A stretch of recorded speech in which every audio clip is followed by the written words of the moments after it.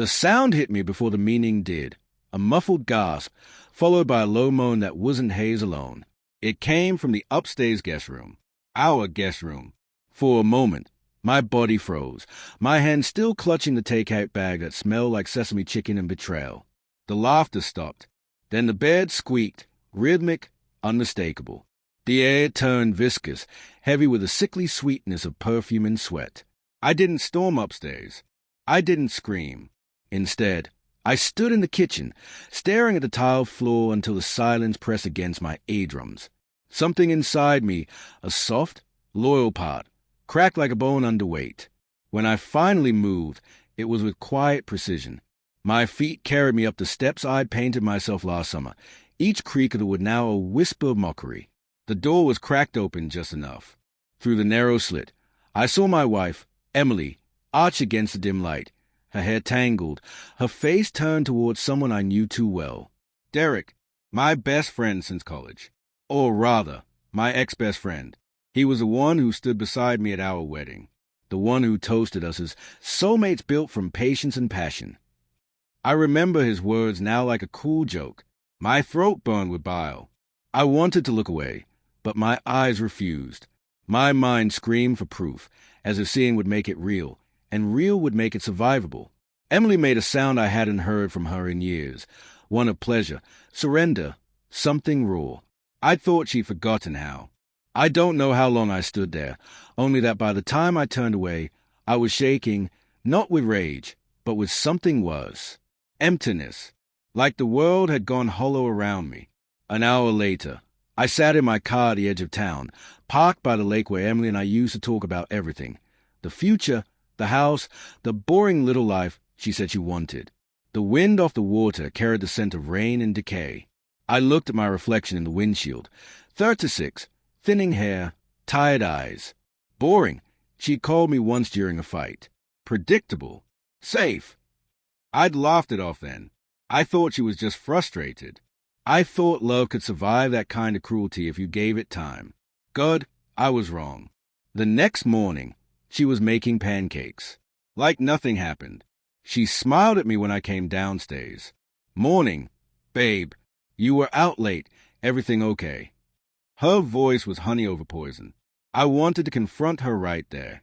I wanted to slam the pan off the stove, demand she tell me what I'd heard, what I'd seen. But something inside me whispered, wait, don't give her the chance to twist it. Don't let her lie before you're ready to hear it. So I said nothing. I kissed her cheek. It took every ounce of strength not to flinch when she smiled up at me. Yeah, I said, everything's fine. The word tasted like ash. That day, I replayed everything in my head. The small clues, the moments I'd ignored. The new perfume she said a co-worker recommended. The sudden gym membership. The way her phone never left her side. And Derek, always just checking in or helping her fix the deck. I'd even thanked him once for being such a good friend. Looking back, I realized how blind I was. Love isn't blind. It's willfully ignorant. 2 nights later, she said she was going out with co-workers after work. I watched her get ready. Lipstick darker than usual, a new dress, the red one she claimed she didn't like because it was too much. She smiled at me in the mirror. Don't wait up, okay? I nodded. Sure. When the door closed, I stood still until I heard a car fade down the street. Then I grabbed my keys. I followed her. The city streets blurred past.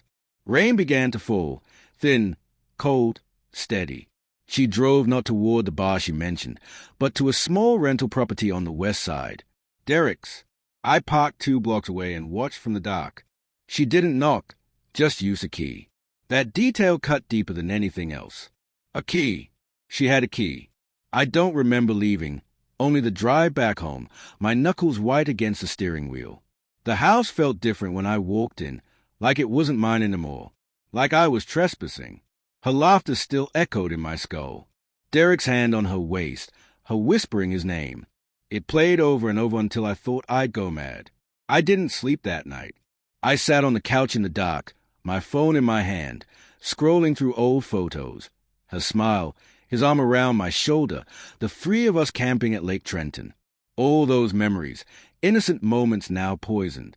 Morning light crept across the living room floor. Emily came in around 7, smelling faintly of cologne and rain. "Hey," she said softly, almost tenderly. "You up early?" "Yeah," I said. "Did you have fun?" She froze for half a second, so quick most wouldn't notice. But I did. The flicker of panic in her eyes before she smiled. "Yeah, it was fine. We just grabbed drinks, talked about work.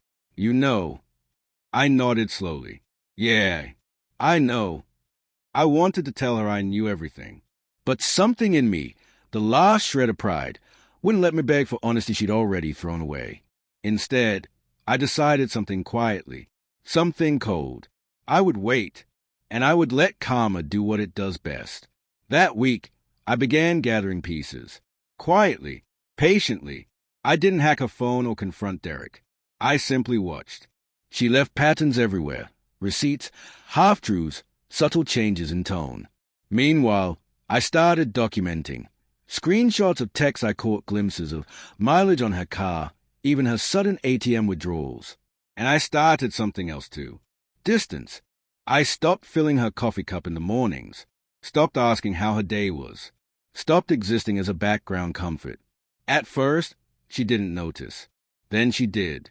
"Are you okay?" she asked one night, sitting beside me on the couch. "Yeah," I said, "just tired." She put a hand on my arm. "You've been quiet lately." "So have you." Her hand twitched. She forced a smile. "You think I'm hiding something, don't you?" "Should I?" For a moment, the air thickened. Her eyes darted away. "Of course not. Don't be ridiculous." I wanted to say I heard you. I wanted to tear down the fragile illusion she clung to. But instead, I let her live in that denial. Because there's something more painful than confrontation, self-destruction. And I wanted her to feel it. Days bled into weeks. Her laughter around me became forced. The phone she guarded so tightly began to stay silent longer. I knew things were unraveling between them. Derek was never one for consequences. He liked excitement, not commitment. One night, she came home early. Her eyes were red, makeup smudged. She didn't speak as she walked past me into the bathroom. I heard muffled sobs through the door.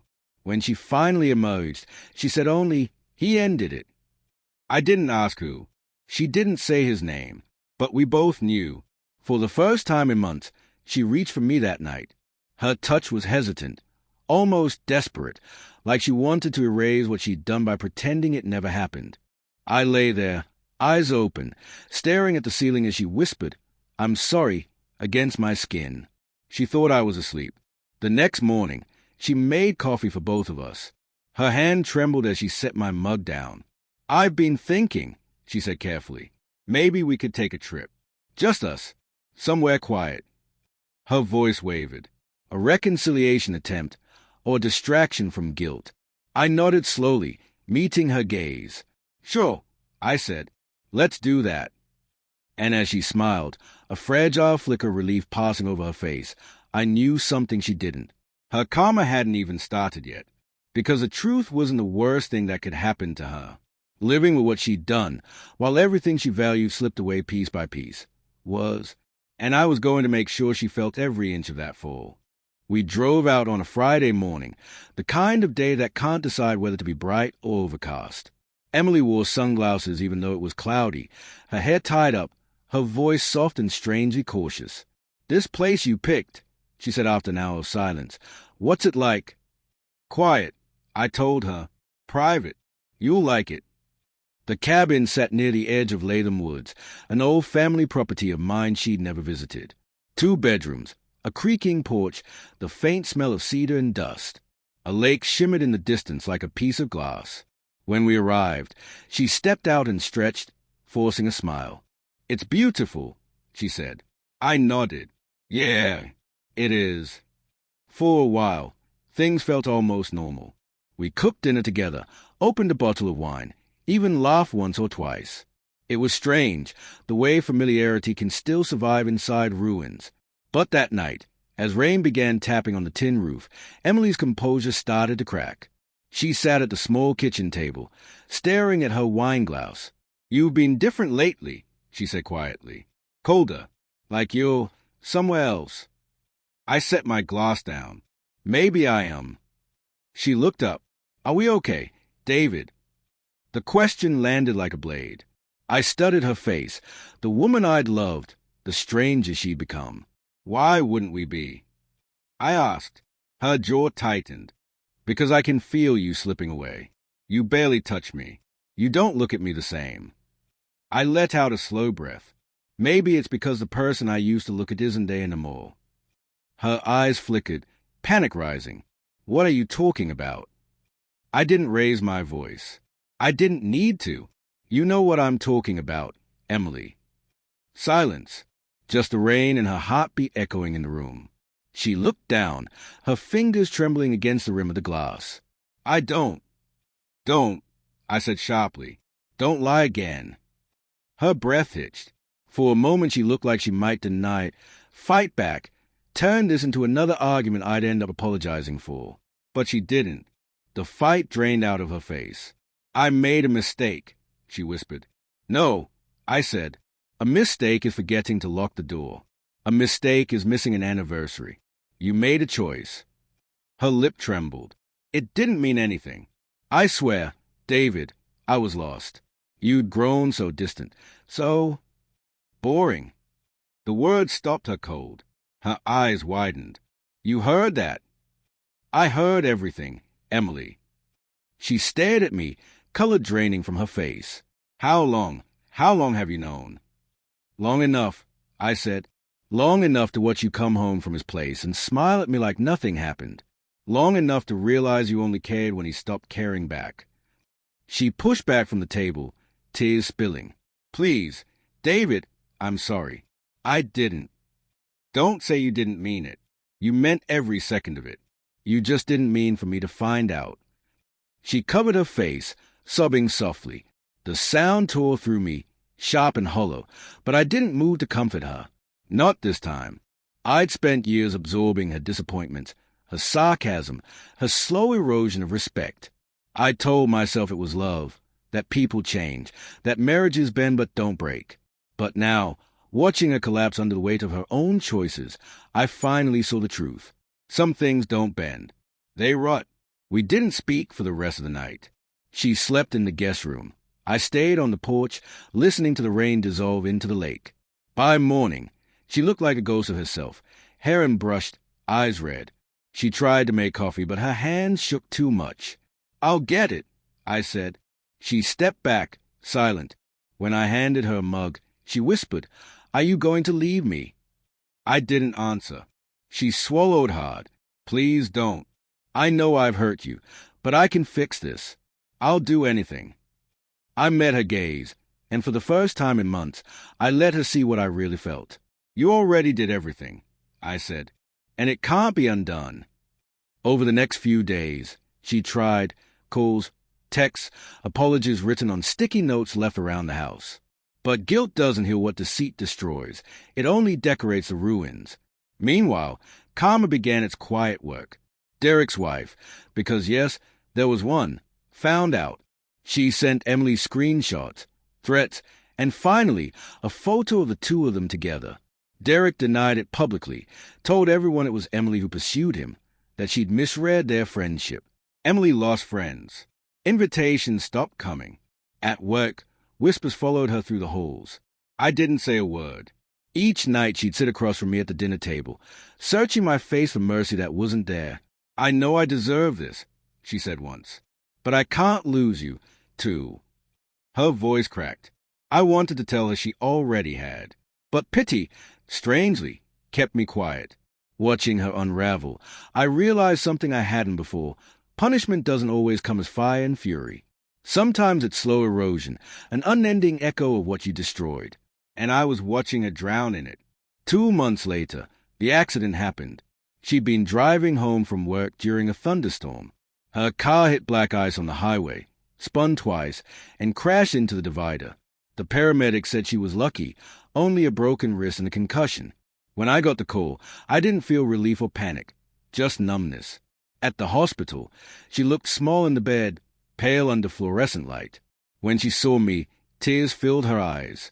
I didn't think you'd come, she whispered. I almost didn't, I said honestly. She reached for my hand, hesitant. David, I swear I've changed.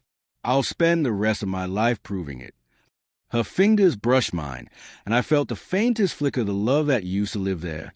It would have been easier to lie, to tell her everything would be okay. But lies were what brought us here. So I said, quietly, maybe that's a problem. Emily, you only change when it's too late. She closed her eyes. Tears slipped silently down her face. When she was discharged, I helped her pack a bag. She moved into her sister's house. The last thing she said before leaving was, "Do you think you'll ever forgive me?" I thought about it. I don't know, I said, but I hope one day you forgive yourself. That's going to hurt worse. And I meant it. 6 months passed. I filed for divorce quietly. She didn't fight it. Word spread fast in our small town. Derek had moved away. No one spoke his name anymore. Then, one evening, I got a call from an unknown number. It was her sister. Emily had been found unconscious in her apartment. An overdose. Not fatal, but close. I drove to the hospital again, though I don't know why. Maybe closure. Maybe guilt. Maybe habit. She woke up briefly when I was sitting by her bed. Her voice was barely a whisper. I didn't mean for it to end like this. It didn't have to, I said softly. Her eyes filled with tears. I just wanted to feel something again. And in that moment, I understood her in a way I never had before. She hadn't cheated out of love or even lust. She cheated because she was drowning in emptiness, and I'd been too quiet, too patient, too boring to see it. That realization didn't excuse her, but it explained her humanity, the broken, selfish need to feel alive again. She drifted back into sleep, and I sat there for a long time, listening to the monitor beep. Emily recovered physically, but she never fully came back. The bright, laughing woman I'd met a decade ago was gone, replaced by someone hollowed out by guilt and consequence. She lived quietly after that, moved out of town, got therapy, stopped reaching out. And me? I stayed, rebuilt. Slowly, I learned how to enjoy silence again, how to wake up without dread. But sometimes, when rain hits the roof just right, I still think of that night. The sound of laughter behind the door, the crack in my chest when I realized love can die without anyone noticing. Karma didn't come as revenge. It came as truth. And truth doesn't scream. It whispers until you can't bear the sound. A year later, I received a letter. No return address, but I knew the handwriting. It was short. David, I used to think you were boring because you made life predictable. I didn't realize predictable meant safe. I didn't realize love wasn't supposed to feel like fire. It was supposed to feel like home. I hope you found yours again. Emily, I sat there for a long time, the paper trembling in my hand. Then I folded it, placed it in the drawer beside my wedding ring, and whispered a truth I'd finally come to accept. Forgiveness isn't something you give them. It's something you give yourself so you can stop bleeding. Outside, the rain began again, soft, steady, almost peaceful. And for the first time in a long while, I didn't feel hollow. I just felt free.